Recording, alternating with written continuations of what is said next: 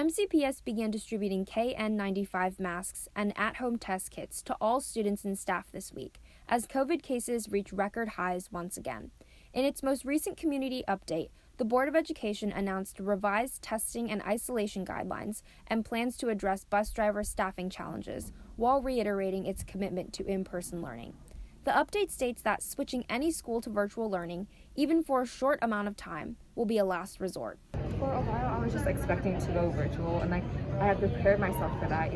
On the chart, we hit 4.41 on the second day, and MCPS just suddenly backed out of it, and we were not prepared for that. The surge in cases and community spread has made some students and teachers uneasy about continuing to learn in person, but many believe that providing test kits and more effective masks will help the situation. I think it was a great idea to send it out to students, especially just to get them or promote being tested. That way our numbers can be more accurate and we can get a real sense of, the amount of cases in our school. So I'm glad that they sent them out to everybody. However, other students think that the new measures aren't enough.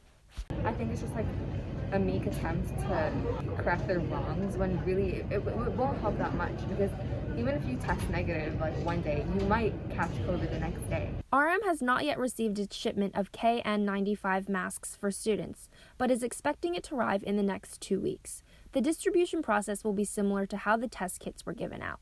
Last week, all staff members were provided with a KN95 mask, but it is unclear how many masks people will be allowed per week. I think, and I could be wrong, I think I received an email that it'll be once a week, right? If we are supposed to be coming in every single day, I think that we should be able to have more than one a week, just because I'm not sure how effective it is if we wear the same one every single day for 5 days. Some teachers who have tested positive for COVID are now teaching on Zoom to their in-person students, a setup that is reminiscent of virtual learning. Obviously, I prefer being in person. I think it's a completely different experience when you're learning with a teacher that's really in the class, so it feels kind of disconnected. I've personally always preferred, in-person learning when it's safe, so it's been okay, but I know that she's doing her best to still teach us. Also, with the end of the quarter and semester looming, teachers are experiencing difficulty ensuring that students who are quarantined or out sick have time to make up their missing assessments. It's just been tough trying to get everyone in because they're going to be taking quizzes out all at different times, and some people we have to Zoom during our planning periods, and some people are not officially on the quarantine list, so that has become a difficult process. Some teachers have begun live streaming their classes to absent students in hopes of preventing them from falling too far behind, but maintain that the live streams are not interactive and not a hybrid method of teaching.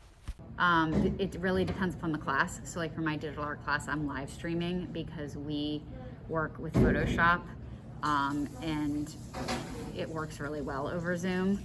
But then my photography classes are there's multiple things happening. You can hear in the background there's some things going on, and then we have a dark room. So live streaming wouldn't really work for that.